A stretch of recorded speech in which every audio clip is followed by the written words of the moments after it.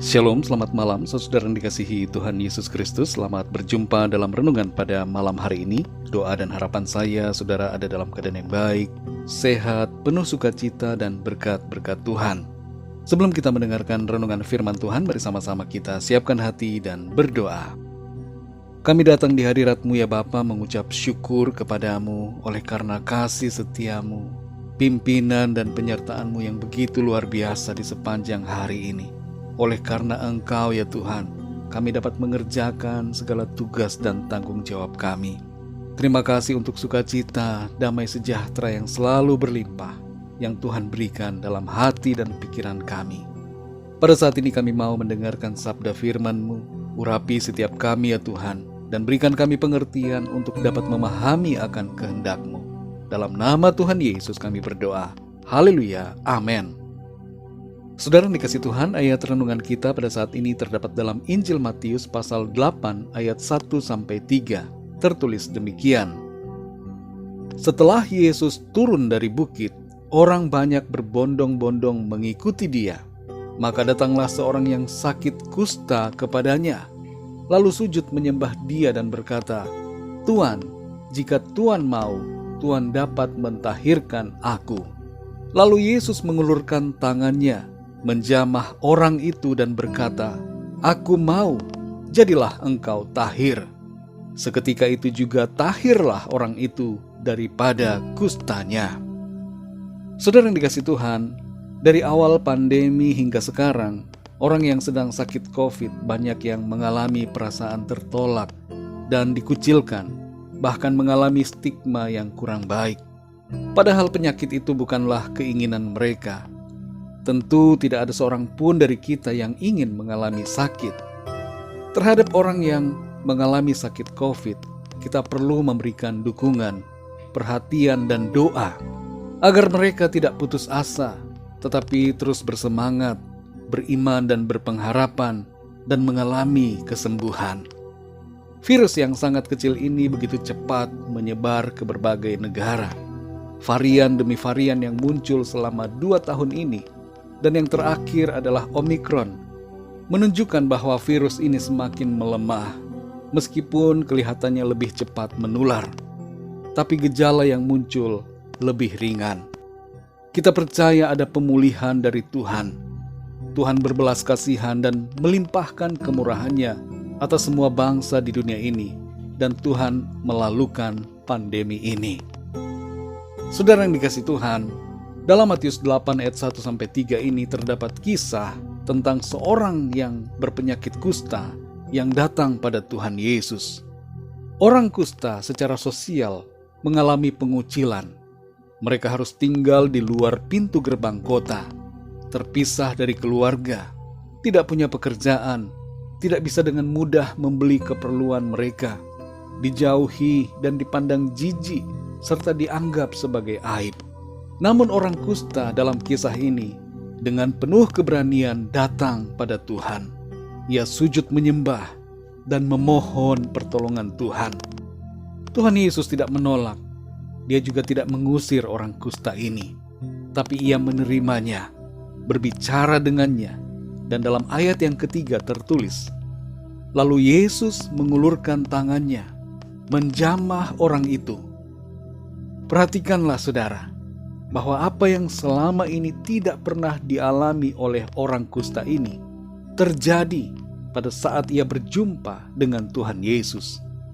Entah sudah berapa lama ia tidak pernah dijamah oleh orang lain, tidak pernah bersalaman. Tradisi bangsa Israel bila berjumpa akan bersalaman, berpelukan dan tempel pipi kiri pipi kanan. Sudah pasti ia tidak pernah lagi merasakan sikap persaudaraan dan kedekatan semacam itu. Tapi momen itu kembali terjadi saat ia bertemu dengan Tuhan Yesus. Tuhan menjamahnya tanpa rasa jijik, tapi dengan belas kasihan, cinta kasih, dan kuasa. Oleh kuasa dan kasih Tuhan, orang kusta ini mengalami mujizat kesembuhan.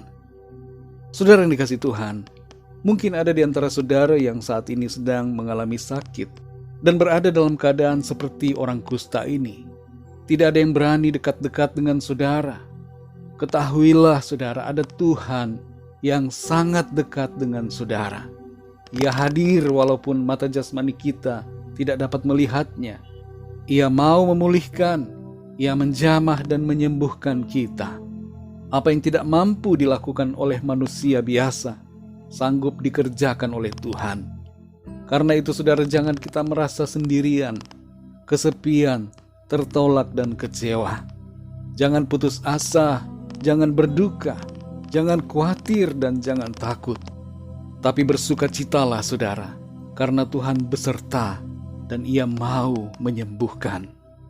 Saat kita mengalami kebimbangan tentang kesediaan Tuhan untuk menolong, kita mendapat kepastian dari Tuhan sendiri bahwa Ia mau menolong dan memulihkan kita. Haleluya! Percayalah saudara, pemulihan, kesembuhan, pertolongan, mujizat sedang terjadi dan kita alami dari Tuhan.